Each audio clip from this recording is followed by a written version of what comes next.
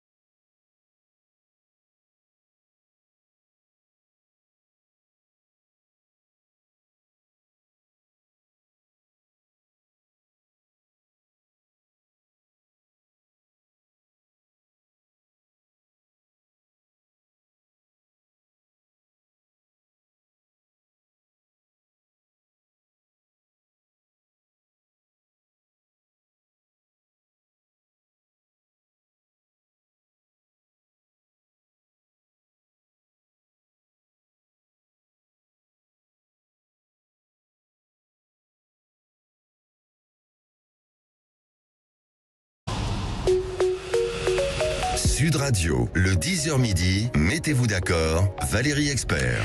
Avec vous sur Sud Radio pour commenter l'actualité avec aujourd'hui Éric Tegner, journaliste, président-directeur de la rédaction, président et directeur de la rédaction de Livre Noir. Et je précise, demain, pour ceux qui sont à Paris ou qui auraient envie de venir assister à votre événement au Cirque d'Hiver, une rencontre autour d'Éric Zemmour qui sera confronté à différentes personnalités. Alexandra Spinner, conseillère régionale LR d'Île-de-France, Baptiste Ménard, maire adjoint de Mont-Saint-Barreul et membre du bureau national du PS, et Pascal Bataille, animateur, producteur, chef d'entreprise, et le retour de Y'a que la vérité qui compte sur C8 le 12 octobre. Voilà, ce sont vos actualités aux uns et aux autres. Agression barbare à Versailles, nouveau règlement de compte à Marseille. Est-ce que la France est en train de devenir un véritable Far West, avec une interrogation autour de ces individus en situation irrégulière, sous OQTF, qui commettent des délits et qui restent en France. Le fléau des punaises de lit, et puis notre sondage, qui de Roussel ou de Mélenchon est préféré par les Français. On continue notre tour de table. Peut-être vous vouliez dire un mot, Pascal Bataille, sur l'antisémitisme. Je suis profondément affligé par ce qui s'est dit tout à l'heure, parce que j'ai l'impression que bientôt on va nous expliquer que Adolf Hitler était un militant de la NUPES et que c'est Jean-Luc Mélenchon qui a dit que Pétain avait sauvé les Juifs. Il faudrait quand même pas oublier que le premier terreau de l'antisémitisme en France, ça a été l'extrême droite, et ça reste l'extrême droite, et ça reste l'extrême droite. C'est ce que je disais. Ça n'empêche pas effectivement qu'il y ait des choses très regrettables du côté de l'extrême gauche. Au-delà de ça, moi, ce que je pense, c'est que je trouve, moi qui suis profondément antiraciste et engagé depuis des années et des années dans ce combat, à ma modeste place, je trouve terrible que, venant de quelqu'un qui est de confession juive, comme Alexandra, on continue de vouloir mettre sur le même terrain l'anti-judaïsme qui existe depuis la nuit des temps, hélas, et qui continue, mais je pense pas qu'il y ait une résurgence plus importante que ça. Il y a un fléau, il y a un mal qui est là depuis, encore une fois, des siècles et des siècles, et il faut continuer à combattre, mais ce n'est pas en le caricaturant, ce n'est pas non plus en lui trouvant de mauvaises sources qu'on arrivera à le combattre. Continuer d'associer, comme le font certains, et heureusement uniquement certains, l'anti-judaïsme et l'antisionisme, pour exemple, me semble une erreur absolue. Et me semble le parfait terreau pour continuer effectivement à nourrir une certaine forme d'antisémitisme. Et je pense qu'il est très grave d'associer l'antisionisme et l'antisémitisme. Je pense que c'est étroitement lié. Non, ce n'est pas du tout étroitement lié. Ça n'a rien à voir. C'est pas parce que certains confondent les deux, et c'est pas parce que certains sont à la fois antisionistes et antisémites qu'il faut mélanger ces deux, l'une étant un délit et l'autre une opinion. L'antisionisme n'est pas un délit, l'antisionisme n'est pas un acte raciste, c'est simplement être contre l'État d'Israël. Être contre ce que fait l'État d'Israël, ou même parfois la création, le fait même que l'État d'Israël existe. Je suis désolé, je ne partage pas cette opinion, mais je veux qu'on puisse continuer à dire que la création de l'État d'Israël a été une erreur historique. Si la personne le pense et peut l'étayer, pourquoi il n'a pas le droit de le dire? Ça n'est pas de l'antisémitisme. Et si vous confondez les deux, eh bien vous faites le lit de l'antisémitisme. Très bien. Alors déjà, je trouve profondément scandaleux que vous vous permettiez d'évoquer ma religion publiquement. Vous l'avez dit, c'est vous qui l'avez dit. Je l'ai évoqué, nous n'étions pas à l'antenne. Premièrement. Voilà. Donc c'est profondément scandaleux. Et ça dit qu'on n'était pas à l'antenne. Nous n'étions pas à l'antenne, et c'est profondément scandaleux, et vous n'avez pas à faire ce genre de choses. Vous en avez honte? Oh, écoutez, monsieur, je vous en prie. Non, mais excusez-moi. Moi, je suis une citoyenne française, républicaine, et on n'a pas évoqué la religion des uns et des autres. C'est profondément scandaleux ce que vous faites. Vous en faites vous-même le. On a le droit de critiquer Israël. D'ailleurs, les premiers qui critiquent Israël sont les Israéliens. Hein, ils ne s'en privent pas. D'ailleurs, tous les citoyens d'Israël ont le droit de critiquer Israël, y compris les Arabes israéliens qui vivent quand même mieux en Israël qu'à Gaza. C'est vous qui le dites, et à cause de écoutez, qui très bien. Alors très bien. Je pense que c'est un débat non, mais là, on ne peut pas débattre avec vous. Je veux dire, on voit qui vous êtes et quelles sont vos convictions. On voit qui je suis, ça y est. C'est effrayant ce que vous dites là, est profondément choquant. Et le point Goldwyn n'est pas loin. Et voilà. Mais un auditeur pose une question, comment expliquez-vous qu'en Seine-Saint-Denis, tous les Juifs soient partis ? Mais je n'en sais rien parce que vous n'en savez rien. Oui, ça ne nous étonne pas que vous n'en sachiez rien. Non, mais d'abord, ça m'étonnerait que tous les Juifs soient partis de Seine-Saint-Denis. Non, encore une fois, c'est une globalisation. Lisez le livre de Noémie Alioua sur Sarcelles qu'elle connaît très bien. C'est ce qu'elle raconte. C'est le départ de cette ville qui était une ville où il y avait une communauté juive très importante et qui est partie. Mais est-ce que vous m'avez entendu nier le fait qu'il y a un antisémitisme en France et que ce soit de gauche, vous dites que non. Non, je n'ai jamais dit que c'est ce que vous avez dit. Mal écouté. Je pense que Baptiste l'a entendu. J'ai dit qu'il y avait un antisémitisme de gauche. J'ai dit que le limiter aujourd'hui à la gauche, c'est faire une grave erreur politique et dans la lutte contre le racisme. C'est donner.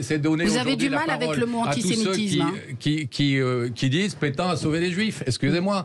Ça vous gêne pas, ça? Ça me gêne beaucoup, mais ça n'a aucun rapport. Ah bon, ça n'a aucun rapport. Je vous ai pas entendu le dénoncer tout à l'heure dans votre billet sur l'antisémitisme. Vous n'avez visé que la gauche. Mais monsieur, on parle d'un sondage.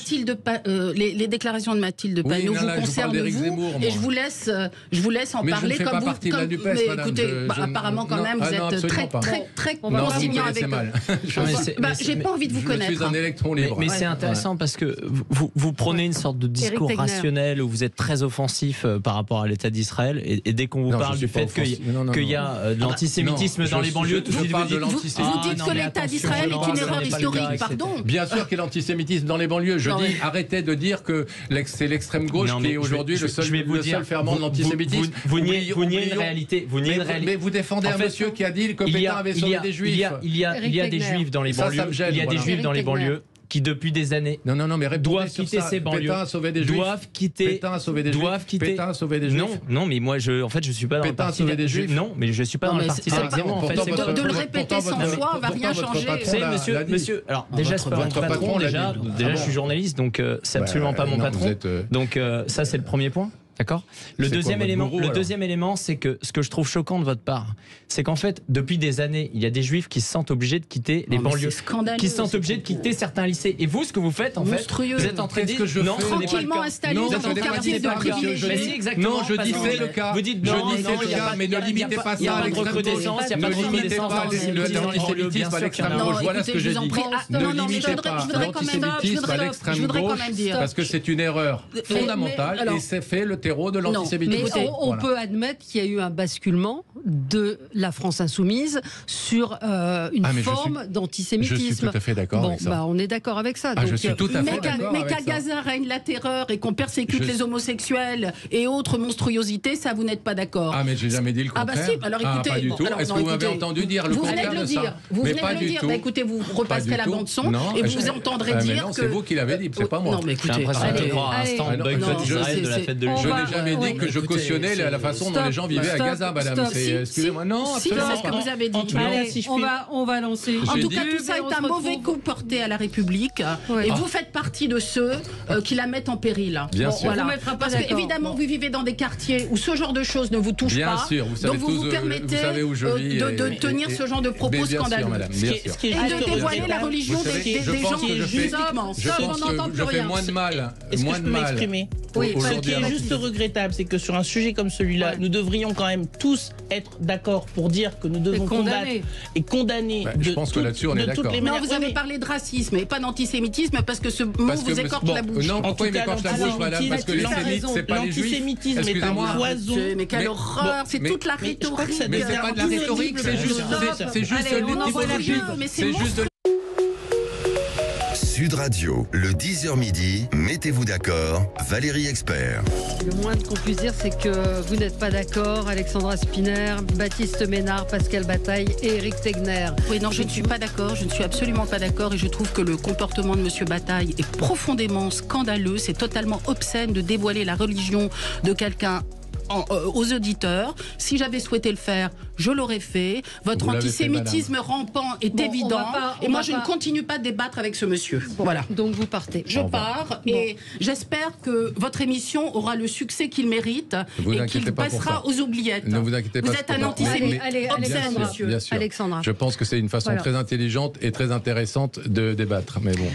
On va continuer. Baptiste, vous, juste pour conclure, vous dites ce qu'il faudrait, c'est se préoccuper effectivement de l'antisémitisme, quelles que soient les sources. Absolument, et les parce que c'est un poison pour la République et donc je pense que ça doit nous rassembler au-delà de notre analyse sur d'où vient l'antisémitisme. Mais c'est intéressant de savoir d'où elle vient aussi. Bien sûr, mais bon, moi je souhaite un débat apaisé, même si on n'est pas toujours. Je voudrais redire, Valérie, que je partage exactement ce que vient de dire Baptiste. C'est un fléau qu'il faut combattre. Et si vous écoutez mes propos, je l'ai dit en préambule, et il faut le combattre. Et pour le combattre, il faut savoir aller le trouver partout où il est. Il est à l'extrême gauche, et c'est évident que dans la NUPES aujourd'hui, il y a des comportements extrêmement déviants à ce sujet-là, et qui sont graves, et qui sont répréhensibles, et qui doivent être dénoncés. C'est évident aussi qu'oublier que le terror en France de l'antisémitisme vient de l'extrême droite, c'est faire une grave erreur, dans la lutte contre l'antisémitisme. C'est pas ce qui a été dit précédemment. Ce qui a été oublié, et c'est ce que je voulais rappeler. Mais ce qui est dit dans le sondage, et je l'ai rappelé, c'est que aujourd'hui, c'est un antisémitisme de gauche, d'extrême gauche plutôt,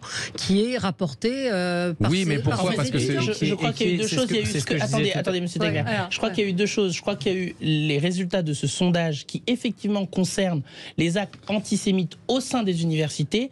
Et je crois que pour ce qui concerne M. Bataille, il évoquait aussi les actes antisémites qui se déroulent dans notre pays et où là, il faut quand même bien le reconnaître, et des études l'ont démontré, que ça vient de l'extrême droite, et c'est en particulier ces actes-là. Donc je crois qu'en fait, il y avait deux niveaux de lecture qui n'ont pas pu s'entendre, mais encore une fois, moi, ce que je souhaite réaffirmer ici, c'est que l'antisémitisme est un poison pour notre République, qu'il doit être combattu parce que ça n'est pas une opinion, c'est un délit, et c'est ça qui doit aujourd'hui nous rassembler, et c'est ça qui doit aujourd'hui nous mobiliser. Et d'ailleurs, j'en profite pour dire que Sonia Backès a démissionné du gouvernement suite aux élections sénatoriales.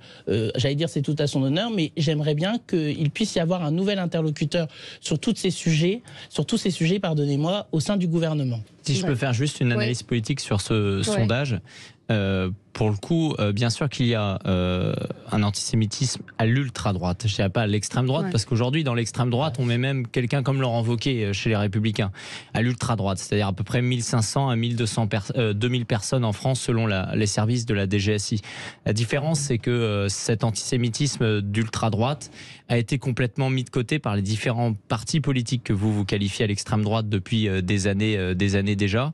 Et ça, c'est à mentionner, alors que à gauche, c'est pas du tout la même chose. Et ce que je dirais, c'est que si, effectivement, aujourd'hui, il y a un antisémitisme de gauche et d'extrême gauche qui est de plus en plus important, c'est ce que j'expliquais en préambule, c'est en raison, et on l'a vu au cours de ce débat, en raison du conflit aussi israélo-palestinien qu'on apporte de plus en plus en France, pour deux raisons. D'abord parce qu'il y a une augmentation de l'immigration arabo-musulmane, du coup de personnes venant de ces pays-là qui soutiennent aussi la cause palestinienne, qui arrivent en France. On ne peut pas le nier, ce n'est pas une histoire d'être contre ou d'être pour, c'est une histoire d'avoir plus de monde aujourd'hui qui défend la Palestine, et donc de facto qui va pouvoir constituer un terreau d'antisémitisme. Et le deuxième élément, c'est que la gauche, c'est parti de la France insoumise, après avoir délaissé les classes populaires et les classes ouvrières, se sont tournés justement vers les minorités et sont aujourd'hui les porte-voix de cette défense palestinienne. On l'a vu à la fête de l'UMA avec aussi ce stand boycott Israël. Donc à un moment donné, c'est quand même une audience qui est donnée. Quand je vois Édouard Philippe qui va à la fête de l'humanité où il y a un stand boycott Israël, moi je ne vois pas Marine Le Pen allant à un stand d'égalité et réconciliation d'Alain Soral. Donc oui, mais vous savez, Édouard Philippe, il a soutenu aussi Médine dans son livre. Ce que je veux dire par là, c'est qu'en fait, à force de toujours dire que c'est l'extrême... Oui, mais le négationnisme est un antisémitisme. Ce que je veux dire, c'est qu'à force de dire à force de dire que le danger, c'est toujours l'extrême droite, on a oublié de le voir se développer à l'extrême gauche, de telle sorte qu'il y a des personnalités institutionnelles qui se rendent à des événements aujourd'hui, justement, où il y a pourtant des antisémites qui y sont. Ce qui est évident, juste d'une seconde, ce qui est évident, c'est que, et on vient de le démontrer, c'est que effectivement les dérives de la NUPES sur ces sujets font qu'aujourd'hui l'extrême droite peut faire une belle conscience et en dénonçant l'antisémitisme à l'extrême gauche et en faisant oublier tout ce qu'elle a à se faire reprocher là-dessus. Oui, enfin le concret, encore une fois, Pascal, c'est dans les départements du 93. Les Juifs partent. Mais je ne le dis pas. Ils ne partent pas que là non plus. Mais que de là. Mais est-ce que dire qu'il y a un problème à nier l'antisémitisme d'extrême droite, ça veut dire que je ne reconnais pas qu'il y en a un à l'extrême gauche. Je l'ai dit 10 fois. Je connais pas en tous les cas, moi je vais faire mon coup de gueule parce que Valérie voulait me le donner tout à l'heure. Mon coup de gueule, c'était sur l'annonce du gouvernement par Olivier Véran, donc du lancement d'une application Agora. Alors moi qui suis toujours un fervent défenseur de la démocratie participative, j'ai plutôt accueilli favorablement cette nouvelle. Alors, mais malheureusement, voilà. Et je vais y venir, c'est un peu la même chose dans ce gouvernement. C'est toujours le en même temps. D'un côté, vous avez un ministre qui vous parle de développer des dispositifs de démocratie participative, de faire en sorte de mieux écouter les citoyens, de mieux les associer aux décisions. Et dans la nuit suivante, eh bien, nous avons Elisabeth Borne qui déclenche un ultime 49.3, empêchant finalement les représentants du peuple que sont les députés de s'exprimer librement sur les différents textes. Et donc, moi, je voulais dénoncer finalement ce cynisme qui est à l'œuvre, parce qu'aujourd'hui, la crise démocratique que traverse notre pays est majeure. La montée des extrémismes, la montée des populismes devrait nous conduire à nous mobiliser pour effectivement faire en sorte que nous développions partout où c'est possible la démocratie participative, parce que c'est une des clés qui pourra nous permettre demain de résoudre cette crise de confiance entre les citoyens d'une part et les représentants d'autre part. Et moi, c'est là-dessus que je veux aujourd'hui pousser mes efforts. Oui, 49.3 et on n'a pas fini, puisque là c'était sur la planification et il y en aura certainement d'autres. Pascal, vous, c'était un coup de gueule également contre Emmanuel Macron. Oui, alors j'avais le même coup de gueule que Baptiste et du coup je le lui ai laissé puisqu'il m'avait... Mais parce qu'effectivement il y a un détournement de plus en plus inquiétant dans ce pays des institutions représentatives qui sont de plus en plus court-circuitées, que ce soit effectivement par l'usage abusif du 49.3 ou que ce soit par la création de multiples consultations soi-disant démocratiques, mais en faisant de la démocratie directe, ce qui est une bonne chose en soi, mais là on voit bien que c'est utilisé de plus en plus pour effectivement contourner les institutions représentatives, le Parlement et notamment l'Assemblée nationale. Et je trouve ça très grave, très inquiétant, parce qu'effectivement on ne peut pas s'inquiéter et s'alarmer que les gens n'aillent plus voter et dans le même temps bafouer en permanence le pouvoir et le rôle de ceux qui sont les élus du peuple. Et donc justement l'enjeu, c'est de faire coïncider démocratie représentative et démocratie participative, sachant que le premier est renforcé par le second, à la condition bien sûr que, j'allais dire, il y ait de la bonne foi et que les choses se fassent en bonne intelligence. Éric Tegner, moi, mon opinion, c'est que ça me dérange un peu quand on parle toujours de démocratie participative, parce que les gens de gauche l'utilisent un peu comme si, d'une certaine façon, s'ils mettaient cela en place, ils seraient soutenus largement. Alors qu'aujourd'hui, dans les faits, quand on regarde les sondages, s'il y avait une véritable démocratie participative, s'il y avait des référendums, je pense à un référendum sur l'immigration, cette gauche-là, je pense, commencerait à craindre le peuple. C'est une gauche qui a trahi, notamment aussi, mais la droite républicaine aussi en 2005 sur la question de l'Europe. Et c'est une gauche qui, en fait, essaye de dire il faut faire participer le peuple, mais attention, uniquement sur nos sujets. Et des sujets qui, effectivement, vont pas être forcément clivants. Sur cette question de l'immigration, je pense que si on mettait en place un référendum sur le sujet, évidemment que ça serait très violent en termes de débat public, mais dans les faits, aujourd'hui, il y aura à peu près 75% des Français qui diraient qu'il faut limiter l'immigration. Donc si la panacée, c'est de donner la parole au peuple, j'aimerais que la gauche, là-dessus, change d'avis. Déjà, vous confondez démocratie participative et démocratie directe. Ça n'est absolument pas la même chose. Je parle de l'état d'esprit. L'état d'esprit que je partage avec vous, qui est de dire que pour que le peuple revienne vers les urnes, pour que le peuple fasse confiance à nouveau dans les politiques, pour que le peuple arrête de faire sécession finalement avec ses élites, ça je pense qu'on partage ce constat-là, eh bien il faut mettre en place des mécanismes où il va se sentir consulté. Ces mécanismes, il y a la démocratie participative locale, il y a le référendum, etc. Moi je parle de l'état d'esprit de ce que vous êtes en train de dire, c'est-à-dire cet état d'esprit qui est bon, qui est sain, qui est de dire il faut beaucoup plus les écouter, beaucoup plus les consulter. Ce que je veux dire, c'est qu'il ne faut, dans ce cas-là, si on le fait, il ne faut pas le faire uniquement sur ce qui nous arrange. Et j'ai la sensation que souvent ceux qui poussent ce type d'idée le poussent uniquement sur ce qui les arrange. En l'occurrence, celle de l'immigration. Ah non, mais pas du tout. Sur l'écologie, je pense qu'on peut le faire et ce sera très intéressant. Il y a plein de sujets qui émergent dans la société. On le voit par exemple sur la cause animale, on le voit sur la transition écologique, et qui n'ont pas un écho suffisamment fort dans le pays. Moi je propose depuis longtemps un mécanisme qui s'appellerait la niche parlementaire citoyenne, qui permettrait aux citoyens d'inscrire à l'agenda politique du Parlement une fois par an des propositions de loi sur des thématiques bien précises. Ça pourrait d'ailleurs faire l'objet d'une refonte du Conseil économique, social et environnemental. Ça c'est des mécanismes concrets. Mais ce que je veux dire, c'est que je n'accepte pas que vous repreniez mes propos pour faire passer vos obsessions. Encore une fois, le sujet... c'est intéressant. Donc pour vous, l'immigration, c'est mon obsession et c'est pas ce que peut partager une partie d'un... Je me base sur un sondage, en fait. Mais c'est excellent, ça. C'est toujours l'anathème. Stop. On se retrouve dans un instant. On dira quelques mots de la Corse et puis de la dette publique française avant de revenir sur la hausse des augmentations faites par des individus en OQT, sous OQTF, c'est-à-dire sous obligation de quitter le territoire. À tout de suite. Sud Radio, le 10h midi, mettez-vous d'accord, Valérie Expert. Sud Radio, le 10h midi, mettez-vous d'accord, Valérie Expert. On est ensemble jusqu'à midi pour commenter l'actualité. Pascal, on n'a pas fini notre tour de table. Vous aviez un coup de gueule? Oui, du coup, sur ce qui se passe aujourd'hui, enfin depuis longtemps d'ailleurs en Corse, la visite du président Macron et ses déclarations m'inquiètent personnellement parce que moi je ne comprends pas cette histoire d'autonomie de la Corse, ni contre l'État, mais avec l'État. Enfin, je ne sais pas très bien comment il l'a exprimé. Déjà, ça serait bien que l'État français et la République aient à nouveau vraiment droit de cité en Corse, ce qui n'est pas le cas.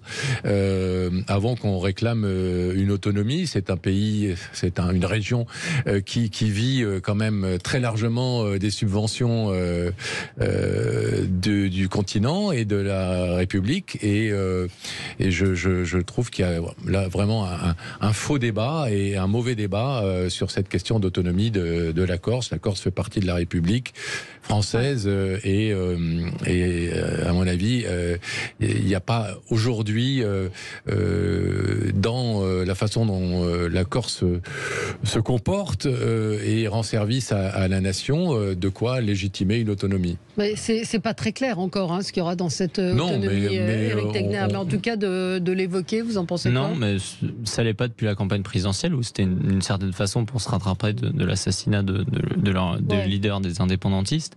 Que Gérald Darmanin ait fait cette promesse parce que c'était la peur un peu que ça explose en Corse. Donc aujourd'hui il se retrouve englué dans cette promesse d'autonomie.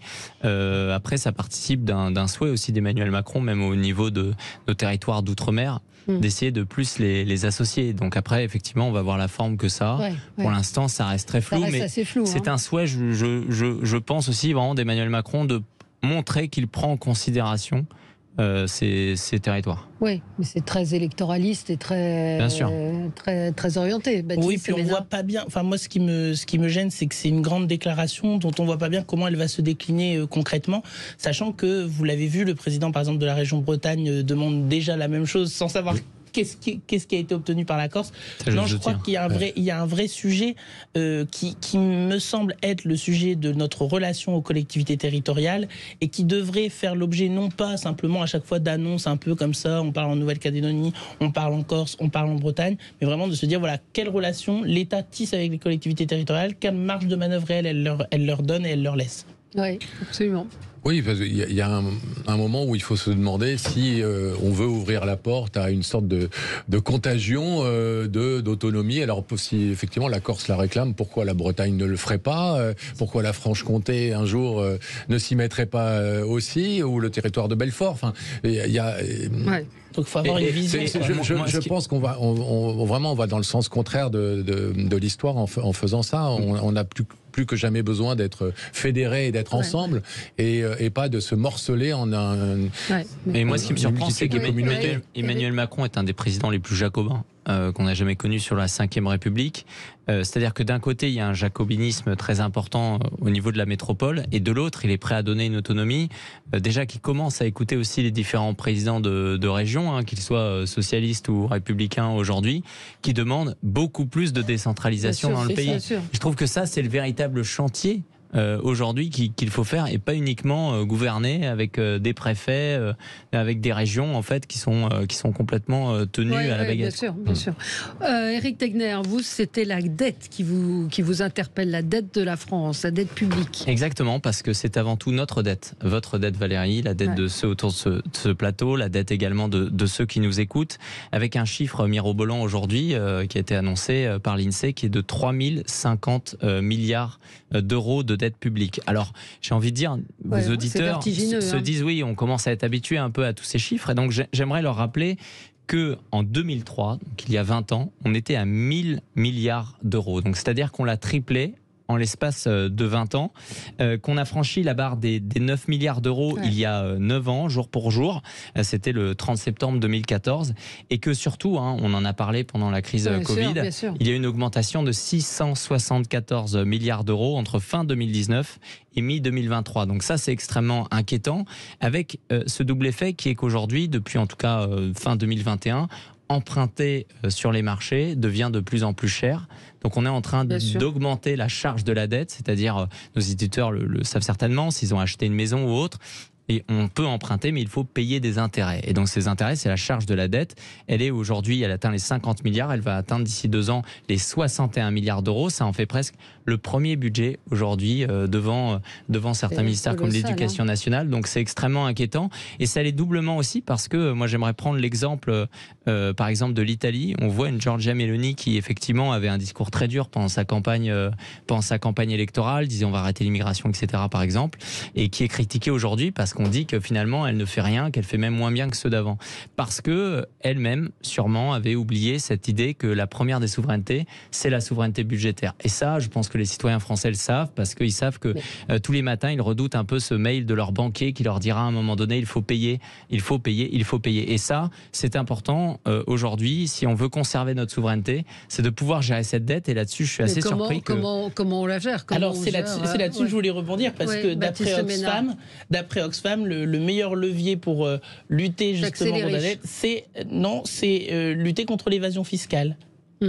Donc voilà, il ne suffit pas, j'allais dire, de dénoncer une réalité, et en l'occurrence, vous avez raison, c'est assez vertigineux de voir ces chiffres-là, mais pour cela, il faut une volonté politique et une capacité d'aller chercher l'argent là où il est, et nous savons bien que, par exemple, dans les entreprises du CAC 40, une grande partie des capitaux sont dans les paradis fiscaux. Alors, donc il faut aller chercher l'argent. Il y a deux éléments, c'est quand même, on est un des pires élèves de l'Europe, avec la Grèce, avec l'Italie en termes de dette publique, que les autres pays européens qui s'en sortent bien ont aussi ces problèmes d'évasion fiscale, etc. La problématique de ces chiffres de l'Oxfam, je partage le constat qu'il faut beaucoup plus aller chercher l'argent. C'est de dire, c'est un peu comme sur la fraude à la TVA, c'est de dire, voilà, il y a une fraude de 30 milliards, ça veut dire qu'on peut récupérer 30 milliards. En fait, la fraude, elle existe toujours.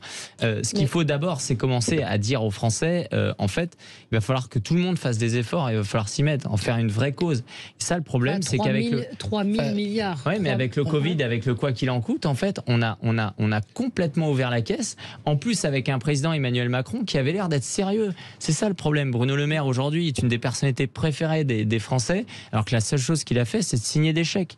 Donc là-dessus, d'un point de vue d'un point de vue intellectuel, d'un point de vue d'opinion, c'est catastrophique, parce que autant en 2017, je pense à la campagne de François Fillon qui disait il faut faire des efforts, etc. Ça pouvait en partie marcher même au cœur de l'électorat de droite. Aujourd'hui, dire on va faire des économies, mais plus personne vote pour vous si vous dites ça, en fait. Ouais. Donc c'est ça qui m'inquiète le plus. Et c'est pour ça qu'on va continuer. Et il y a bien un jour, on fera une chronique dans 4 ou 5 ans ici, et on expliquera qu'on est passé à 4 milliards d'euros. Et moi, c'est ce qui m'inquiète pour moi et mes enfants. Ça a beaucoup augmenté avec Emmanuel Macron. Un auditeur dit, mais le chiffre avant Macron, c'était quoi ? Déjà, la dette Covid, c'est 674 milliards. Ouais, c'est donc ça. on est à peu près sur une augmentation avec la charge de la dette, etc., de 800 milliards. Ouais. Le chiffre était donné l'année dernière par Bruno Retailleau et le Sénat, c'était 650 milliards durant le quinquennat d'Emmanuel Macron. Donc le Mozart de la finance, en fait, s'est révélé pas très efficace. Et rappelons quand même, parce que Baptiste l'a dit sans donner le chiffre, que l'évasion fiscale, c'est entre 80 et 100 milliards par an, donc on est au-dessus de la charge de la dette. Ça ne veut pas dire qu'il ne faut pas faire d'économies, parce qu'encore une fois, j'ai l'impression que ici, quand je dis quelque chose, on comprend le contraire. Ça n'a pas fait chaque année, cette économie. Mais commençons quand même par le faire, parce que c'est quand même là qu'on peut récupérer le plus rapidement, en tout cas, une partie de l'argent. Mais Emmanuel Macron n'ose pas le faire, parce que s'il a du crédit d'un point de vue économique, c'est bien parce qu'aujourd'hui les grands patrons le soutiennent. Ouais. On va marquer une pause et puis on va parler donc de ces agressions, de ces attaques de plus en plus barbares et s'interroger, on l'a déjà fait plusieurs fois, sur les OQTF et pourquoi n'arrive-t-on pas à les faire exécuter. À tout de suite. Sud Radio, le 10h midi, mettez-vous d'accord, Valérie Expert. Sud Radio, le 10h midi, mettez-vous d'accord, Valérie Expert. On est ensemble jusqu'à midi. Je voulais revenir sur cette agression barbare, atroce à Versailles, dont on parle finalement assez peu dans les médias. C'était le 20 septembre dernier, une retraitée de 67 ans a été retrouvée nue et ligotée en pleine rue à Versailles. Elle a été séquestrée à son domicile. C'est un homme âgé d'une trentaine d'années qui a été évidemment, non, c'était pas toujours évident, mais en tout cas arrêté et mis en examen pour tentative de meurtre, viol avec torture ou acte de barbarie, extorsion, vol avec violence ayant entraîné une incapacité de travail supérieure à 8 jours. On dit que les enquêteurs de la PJ sont choqués de ce qu'ils ont entendu et l'auteur des faits, eh bien, c'est un homme qui était sous OQTF, c'est-à-dire il avait une obligation de quitter le territoire. On a un homme, c'est une auditrice qui me le signale à Nice, un Ougandais pareil qui a battu à mort laissé pour morte une femme. On a de plus en plus d'actes extrêmement violents qui se multiplient. Est-ce qu'on est en train de passer au Far West ? On a vu ce qui s'est passé à Marseille, mais que je ne mettrais pas dans la même catégorie, parce que Marseille, c'est plus un règlement de compte, mais ça signifie aussi qu'il y a une forme de sentiment d'impunité pour tous ces agresseurs. Je ne sais pas qui veut, Baptiste Ménard, vous y êtes confronté Déjà, bien sûr, je voudrais dire toute ma solidarité envers les victimes et envers leurs familles, parce que vous nous avez montré hors antenne les images, c'est vraiment et je ne vous ai pas cité effectivement ces deux femmes qui ont été agressées. Vous pouvez le voir sur les réseaux sociaux à Avignon. Donc Farid, en situation irrégulière, tabasse deux femmes de 81 et 94 ans pour les dépouiller. La femme a le visage totalement tuméfié. Sont des images atroces. C'est vraiment effroyable. Après, sur le fond, d'abord sur les OQTF, on a un problème qui avait été en partie... il y a des choses qui ont été faites lorsque Bernard Cazeneuve était ministre de l'Intérieur, mais il faut encore poursuivre l'effort dans le traitement en fait des dossiers des demandeurs d'asile. Et tant qu'on ne progressera pas là-dessus, on aura toujours un certain nombre de problèmes et d'aucuns pourraient regretter que les traitements n'avancent pas assez vite. Ensuite, moi je vais redire ce que je disais tout à l'heure en introduction, il faut... redonner les moyens à la police, il faut réaugmenter les effectifs de police. Je rappelle que Nicolas Sarkozy en avait supprimé des milliers et que sous François Hollande, nous avons refait de la sécurité une priorité. Nous devons mettre du bleu partout, faire en sorte... les Français ont le droit à la tranquillité, ils ont le droit à la sécurité, ils ne doivent pas rentrer chez eux après une journée de travail en se demandant ce qui va leur arriver à eux, à leurs biens ou à leurs enfants. Et donc, la question sous-jacente à cela, et sans légitimer les actes qui sont commis, mais c'est aussi, bien évidemment, la question de la pauvreté. qui est sous-jacente à tout ça. Et tant qu'on ne réglera pas un certain nombre de problèmes à la racine, alors nous connaîtrons des actes de cette nature qui sont plus que regrettables et qui sont condamnables, mais contre lesquels, malheureusement, à chaque fois, j'allais dire, on le prend par une forme, le bout de lorgnette.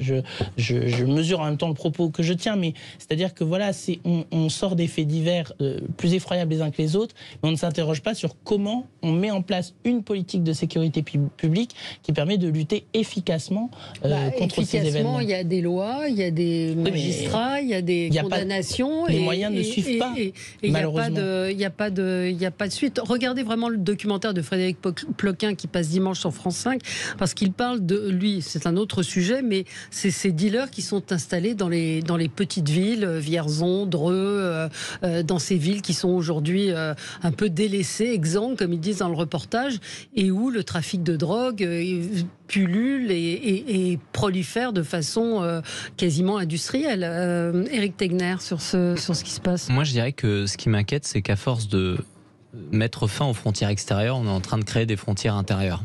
L'image, c'est un peu celle de la Tour Eiffel, où aujourd'hui, la Tour Eiffel est entourée de plexiglas parce qu'on met de plus en plus de mesures de sécurité. Je n'ai pas envie, moi, dans les années à venir, de me dire qu'il y aura des policiers à tous les ronds-points, même si on sera bien obligé de le faire à un moment donné. Je n'ai pas envie qu'on se retrouve dans une société du surcontrôle, comme il existe en Chine. Tout ça parce qu'on a voulu accueillir tout le monde, tout ça parce qu'on a été naïf aux frontières extérieures et qu'on finit par se retrouver rattrapé. Bien entendu qu'il y a une augmentation de la violence, y compris chez les Français d'origine aujourd'hui, pour de multiples raisons. Mais il y a également une augmentation de la violence en raison de l'arrivée d'immigrés. Et celle-là, la problématique, c'est que autant régler le problème de l'augmentation de la violence chez les Français va prendre beaucoup de temps, notamment en termes d'éducation. Autant aujourd'hui dire on arrête de recevoir des immigrés, on exclut, on arrête de recevoir aussi des clandestins, parce que dans les faits, on les laisse passer, on les laisse rentrer. Moi, je l'ai bien vu à ce niveau-là.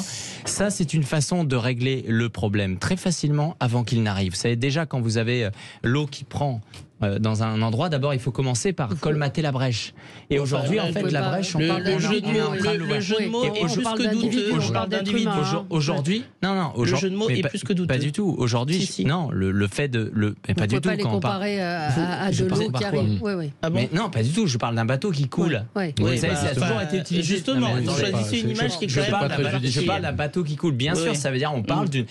On voit ce que ça projette derrière. Absolument pas. Et donc, aujourd'hui, ce qu'on voit, c'est qu'effectivement, il y a une augmentation de la violence et de ce type d'actes, notamment sur cette femme, qui peuvent provenir parfois de clandestins qui sont sous EQTF.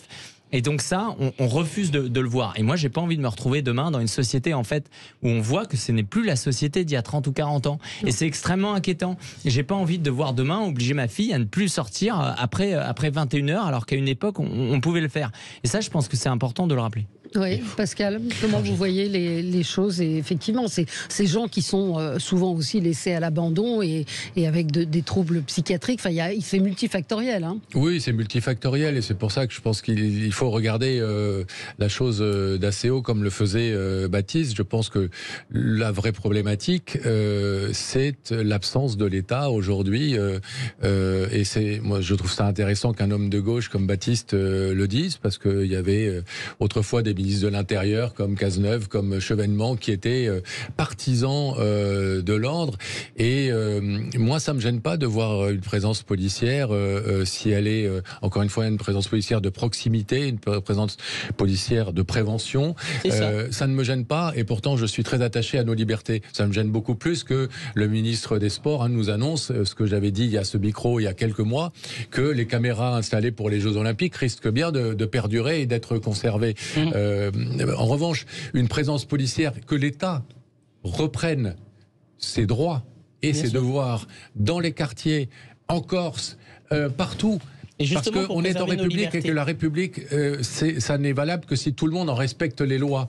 Et pour faire respecter la loi, il y a un moment où il faut effectivement une présence de la police, une présence qui soit bienveillante, une présence qui soit de prévention beaucoup plus que de répression. Mais voilà. Et mais là, on est au-delà de ça. Là, on n'est pas dans ce sujet-là. On est dans ce sujet, Valérie. Je pense qu'on est vraiment dans ce sujet parce que effectivement, vous parliez des problèmes dans les quartiers des dealers, etc. Vous parlez de ces règlements de compte incroyables qui se passent dans plus en plus de villes françaises, y compris des villes considérées jusqu'ici comme assez paisibles. Je ne parle pas de Marseille en l'occurrence, mais et effectivement aussi tragique et aussi affreux soient ces faits divers dont vous parlez, je pense que c'est des problèmes isolés. La problématique, elle n'est pas sur quelques migrants, effectivement, qui sont sans doute des cas psychiatriques, comme vous le disiez, et qui commettent des actes innommables. La problématique, elle est que l'État reprenne droit de cité partout dans notre territoire. Mais vous voyez, je vais reboucler avec la question de la dette. Ouais.